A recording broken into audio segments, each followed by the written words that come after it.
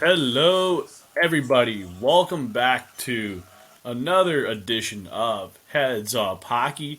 It is your boy, Jersey Joe, once again. And the World Juniors has concluded. The New Jersey Devils did just beat the New York Rangers in overtime. What about that irony? How about them apples after a few weeks of feeling the pain and not enough gain? And the Devils did finally get a nice 2-point win at the Rock. Yes. It was exciting to see your boy, two-time All-Star, Jack Hughes, get two goals. One to get the icebreaker, and most importantly, Jesper Bratt got off a cold spell and got a beautiful power play goal. And that really helped Jack Hughes get that tying goal. Now, I will say this along with other Devils podcasters that I've always given Damon Severson a lot of flack over the years because of his defensive miscues. However, he has been redeeming himself a little bit, and the Devils inserted the young Russian defenseman Nikita Okhotyuk right into the lineup instead of playing Kevin Ball because Ball has not been playing the most defensively sound, especially the last couple of games, and including the one against the Blues. And that owed the Devils a nice good 2 points there. So the Devils get back on track, and I'm also looking forward to the Devils getting Luke Hughes and Simon Nemec coming right out of the World Juniors, and you have Luke Hughes who's on this mission to try and win the Frozen Four championship with the Michigan Wolverines. And you will see this where Michigan has been drafting a lot of high quality forwards and defensemen, and you'll see it this year. Like I mentioned, Adam Fantilli, who played for Team Canada, potentially going second overall, and definitely the next guy behind Connor Bedard. And yes, I did say that Connor Bedard to me is this generation's Ilya Kovalchuk because he's going to be a faster version of Stamkos, maybe a little bit similar skating wise to Kovalchuk, but maybe not anywhere as fast as Connor McDavid, but a far much better shot than McDavid. However, the Devils are not going to be shooting for those stars. Why? Because they are near the top of the league, in the top 16, in the top 10, and they're not looking to tank or anything like that. No. This team, I mentioned it in a new article coming up on Pucks and Pitchforks. You'll see it likely tomorrow because my editor in chief, Nick Villano, will do that editing piece of mine. So, with that being said, I do have someone in the chat. Oh, that's just Riverside. Anyways, I wanted to go over is that the Devils have grown their prospect pool, and it has come to a point where they could actually move one of their pieces in a trade or two to improve the team, and I believe that will happen. And I spoke with a buddy of mine who's got close ties to the Devils, and that buddy of mine is also someone who's a journalist. I can't say the name of the person, you know, that's a little bit of a long story, but I did ask the question, are the Devils going to add that finisher? And I heard in the text back, yes, they're looking at a finishing winger. However, the Devils are also valuing their key pieces. So they're not trying to mortgage the future. They're not trying to lowball anyone. They're just trying to feel out the market. So with that being said, I was writing in recent articles saying the Devils are in a buy-buy situation. I mean, like Mad Money Jim Cramer, like buy, buy, buy. That type of thing. You know, I'm talking with my hands because, you know, I'm expressing myself. Now I kind of want to talk a little bit about the prospects. So, like I said, Connor Bedard's likely going first overall. If I was a betting person, and by the way, for those you don't know, BetStamp is there for all your betting needs. It's to track all the live odds, prop bets, stuff like that. They got it all in one spot. And for those of you who are getting ready for the Super Bowl, the Stanley Cup, March Madness, it's all there. Just make sure you bet responsibly. So, segueing back to the prospects, I really love Matvei Michkov, the way he plays a physical game and he scores goals. Right now, he's at the VHL, if not going into the KHL. I think the problem is that contract is till 2026, and not a lot of teams want to wait that long to get a high end guy. So that makes me think a little cynical. And what do I mean by cynical? I think he would slip kind of like Ivan Miroshnichenko, and some other team in the top 16 of that draft class will get very lucky. And if for some reason he goes through 5 or 10, that team's going to feel like they won the draft lottery. That's just me being the guy that says, theoretically, if he had a shorter contract with the KHL, that team would be happy to take him a lot sooner. So definitely contract and term does mean a lot. That's good matcha. Anyways, for those of you who don't know, I am a big fan of European and Russian players, and the problem with the whole Russian aggression in Ukraine has also scared off some teams, and I tend to think that the way these players are developed in that part of the woods, they are highly skilled. Some of them have problems, not as of recent committing to the NHL. It's just that some of them like playing better in the KHL. But Michkov definitely wants to play. And he's going to be the next best forward since Ovechkin. I can see that. But he's going to be more of a bull. Very strong guy, big physical specimen. And I can see him going to a team in the top 6 easily.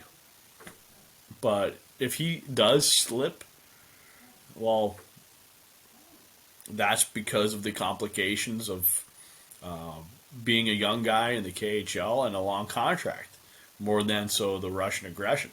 There were teams like the Devils last year where they found some of these Russian prospects that slipped all the way through the early part of the draft to the end of the draft as well.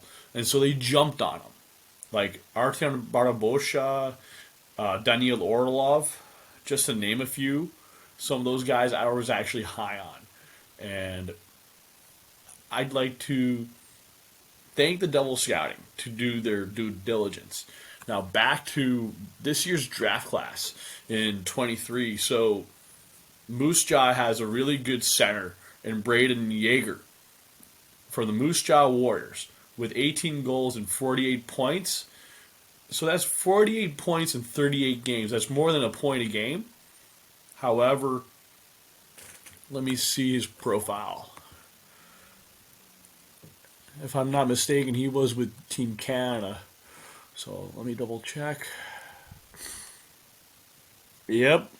Rookie of the Year in the CHL, Rookie of the Year in the WHL, and won gold in the Hlinka Gretzky gold medal. So, yeah, he is looking at going as high as fourth overall between the Hockey News, Bob McKenzie, and all the way low as 14 by Dauber Prospects and Elite Prospects.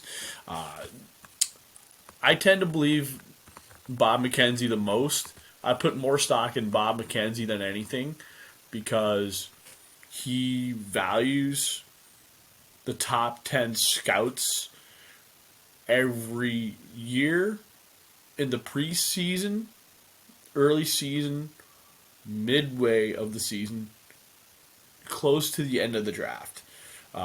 He gets closer and closer, so he starts like when he mentioned Uri Slafkovsky was at number one. That's likely because he had a scout from Montreal that told him so.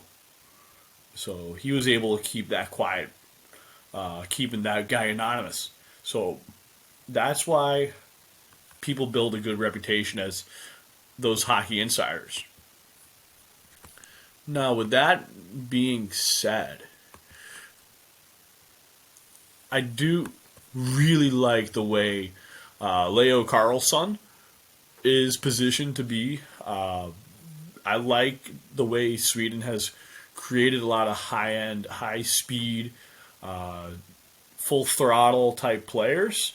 And he reminds me of a more raw version, yet being more developed, like Jesper Bratt. The way he is now I can do a fair comparison of Leo Carlson by Jesper Bratt, which I think is a fair comparable because their play styles are similar. Yeah, Leo Carlson, Jesper Bratt. And you know, the NHL is a copycat league. And I always find that teams that go, geez, I wish I drafted that player. I know I sound like about it 1,000 times before, but it's worth mentioning again. So you take a look at Leo Carlson. He's 6'3". He's a center winger. Bratt is a left wing, right wing. Bratt is 5'10" and 174 pounds. Leo Carlson, 6'3", 194 pounds. So Carlson has a contract from 24 to 25, so it's coming up quick. And Carlson is going to go between 3 and 5 in the draft.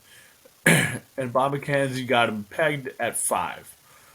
Now, if you take a look at age by age, Jesper Bratt had, at age 14 rather, better comparable. In the Junior 18 Division 1, he had 24 points in 29 games. And at the under 16 Elite League, Leo Carlson had 10 and 19. So Brad had a better year at a higher level, but it's not too far off.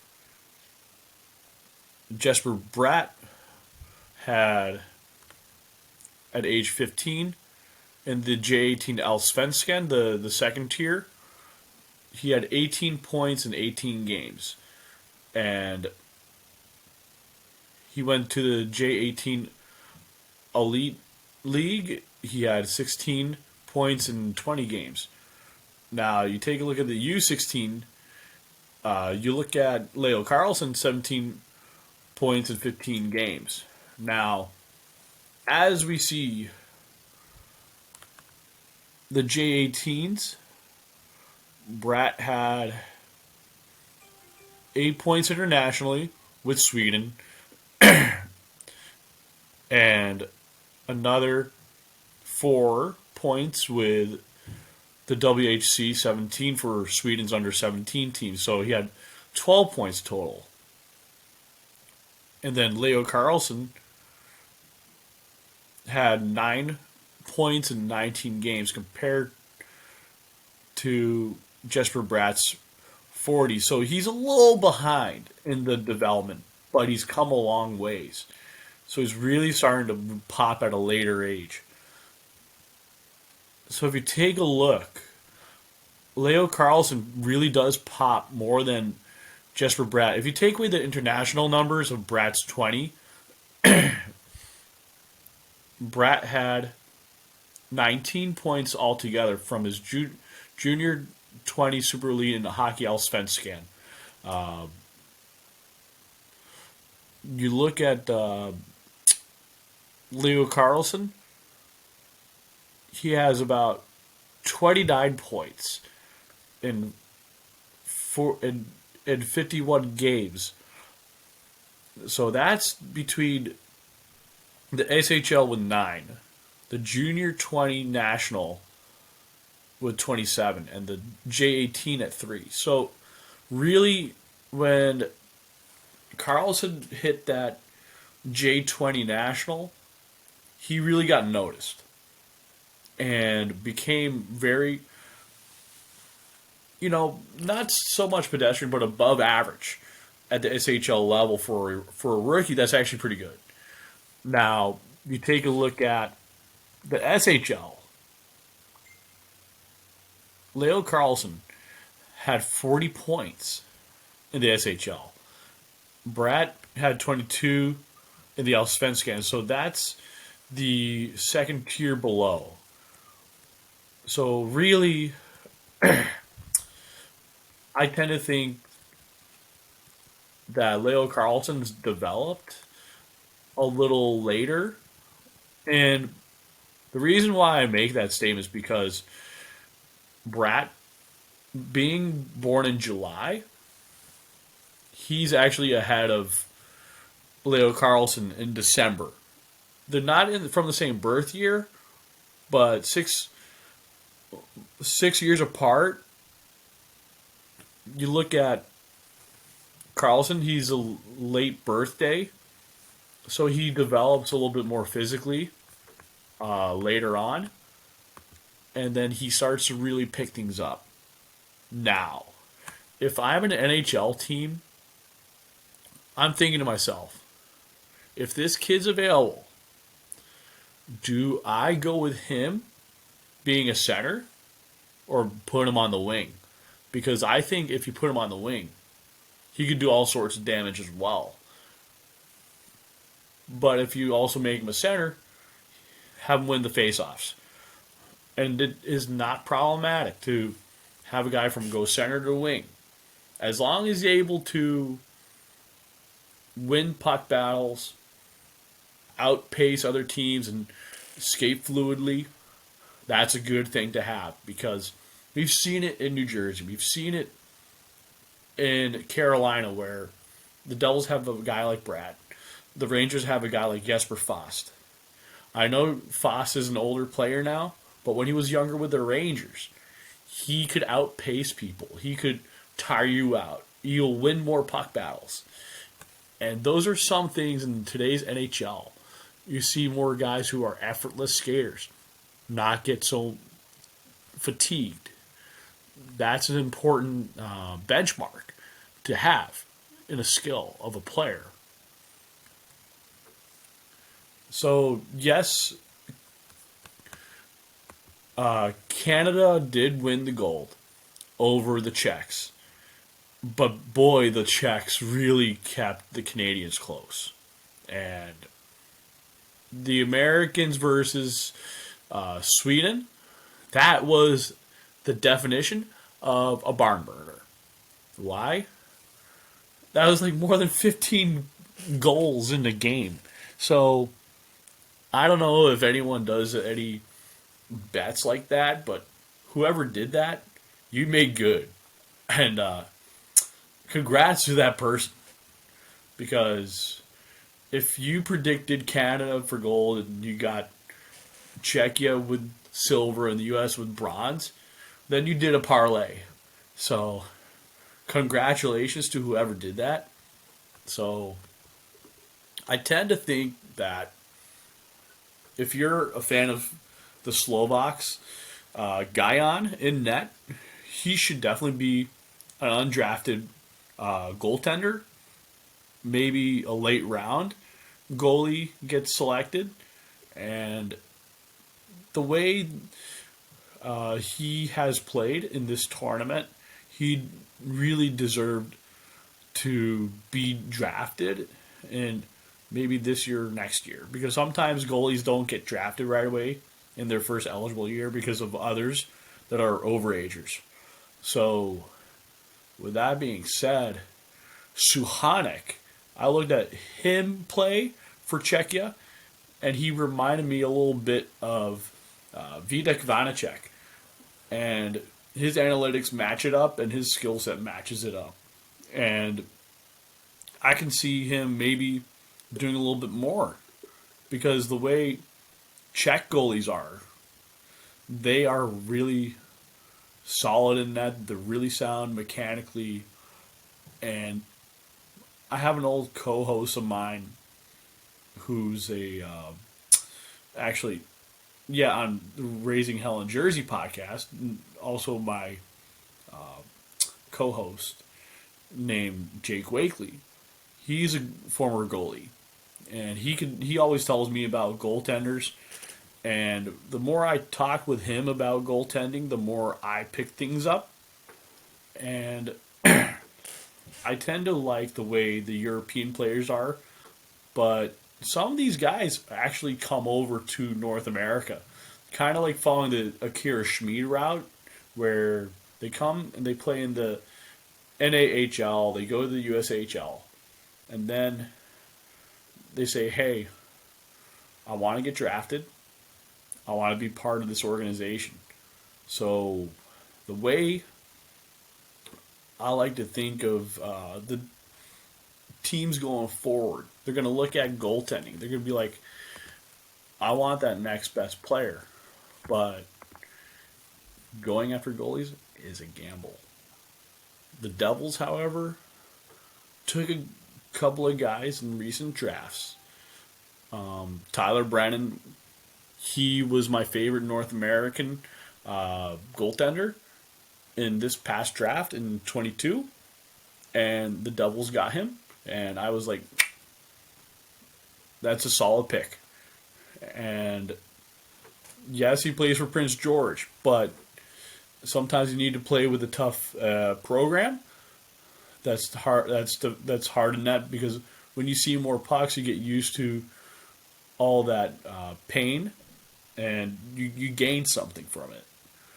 And when he comes up to, let's say, Utica, and the Devils move on from another goaltender, they'll do just fine. And the way teams like San Jose, they have to keep drafting goaltenders to see who pans out and fills in.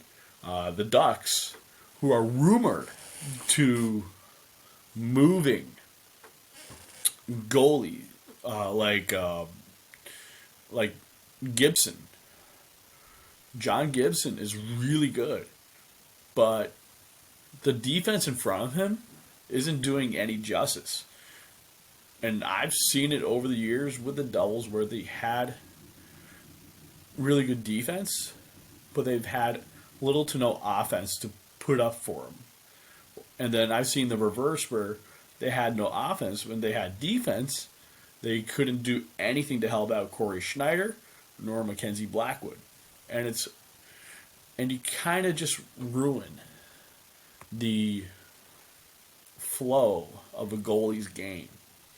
And when a goalie can't sustain momentum from the defense and getting timely goal support, it's hard mentally for them to want to keep playing and making desperate saves and stuff like that.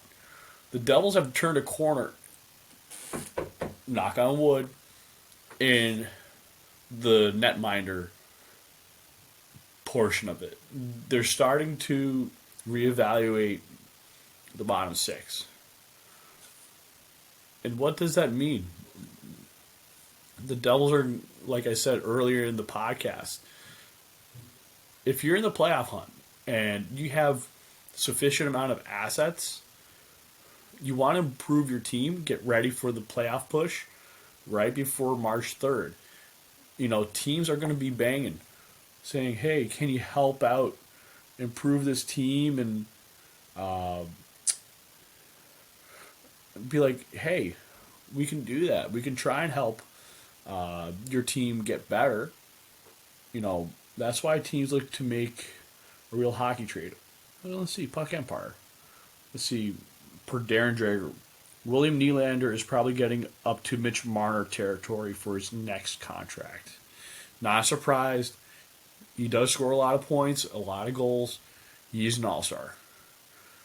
Bruins and David Pastrnak's comp continue to disagree on his value. Ooh.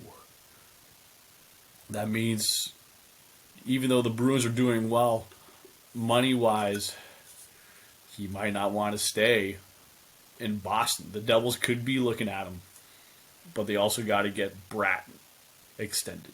So that's just a little bias for me. It says Friedman wonders if the Seattle Kraken would be interested in Bo Horvat. Ooh. For me, that would be like if the Devils were to get Mika Zibanejad playing both center and wing, and having someone that could score clutch and power goals. That would be a wonderful thing for a team like the Seattle Kraken, my favorite Western team. Why is that? Because I never really liked Las Vegas, the Golden Knights, and I work for a Seattle-based company, and I just really like the West Coast with Seattle, and I find that Seattle is a great market other than the LAs, the Vegases. Anaheim is a nice spot, don't get me wrong. But for those of you who do not want to go out to Texas or Tennessee or Arizona or Florida, from the time of this recording, they still have a zero state income tax.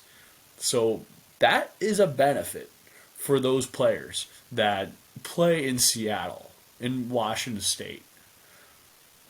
So that would be a good perk for Bo Horvat to save a little extra. Okay, so former New Jersey Devils athletic writer Corey Masisek says, does not think the odds are high that Timo Meier will be with the Sharks next season. So he says, does not think odds are high enough.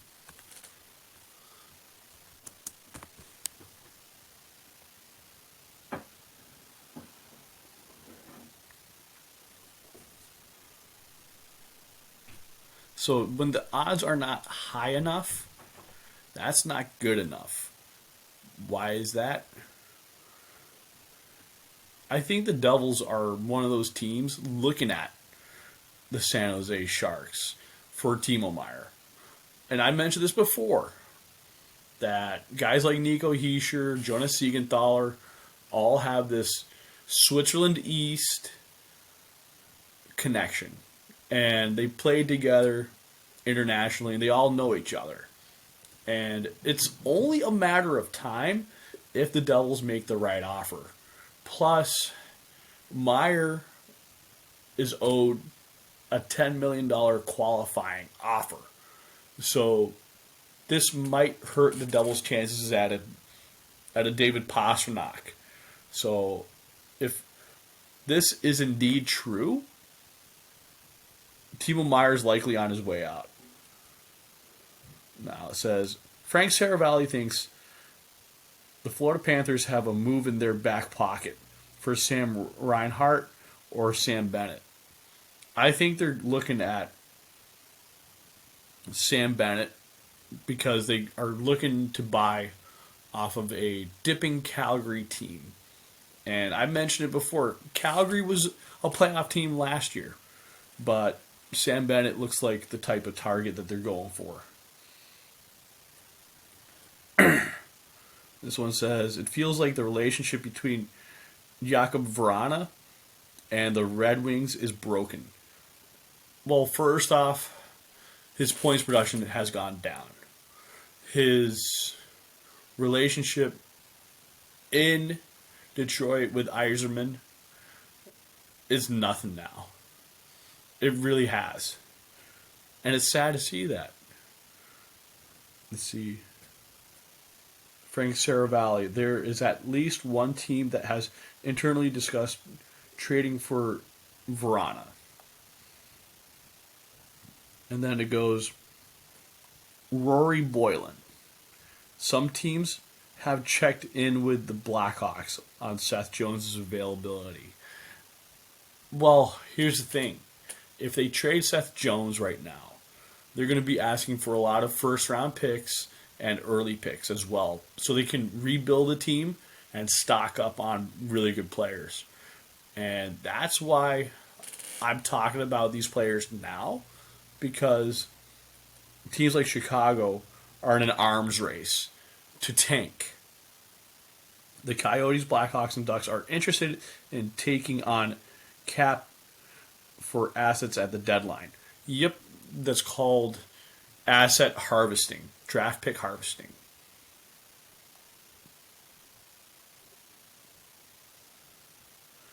So, as I've said before on this podcast, that when you're doing very bad year over year and you're not going anywhere in the standings, you're looking at guys like Callum Ritchie, Zach Benson, Cameron Allen, Delibor Dvorsky, Charlie Strammel, Nate Danielson, Ethan Gauthier, Edward Schala, Otto Stenberg, Colby Barlow, Casper Holton, all the way through 16. I mean, we all know about the Connor Bedards, the Michkovs, the Ventilis, the Jaegers, the Carlsons. Those are the guys that are going to help make it easier for teams to sell early rather than sell at the deadline. And I think the NHL is going to change the percentage of odds for teams to win the draft lottery. They might go from 1 to 2 teams to 1 to 4 teams, but I rather keep it the 1 to 2 because at the same time they should also visit the idea of having a draft lottery tournament. So you take those draft lottery teams and you put them in a Sweet 16, a do or die. And then it goes into like a World Juniors, and you go and see those guys perform to get that pick. But that's just me being a little sinister. I'm Jersey Joe of Heads Up Hockey Podcast. You can find me from Spreaker.com all the way to Anchor.fm, Spotify, Apple Podcasts. Give me a thumbs up. Give me 5 stars. And I'm on Instagram and I'm on Twitter. So I hope to see you all out there. And for those who like this podcast, share it around. It's 2023. We live in an information age. And by the way, I know I have you listeners in Washington State, New Jersey, Virginia, anywhere else I haven't heard. I heard that I have listeners in Quebec. So, merci beaucoup. Au revoir. Bonne nuit. Thank you very much. Good night. And goodbye. And see you next time.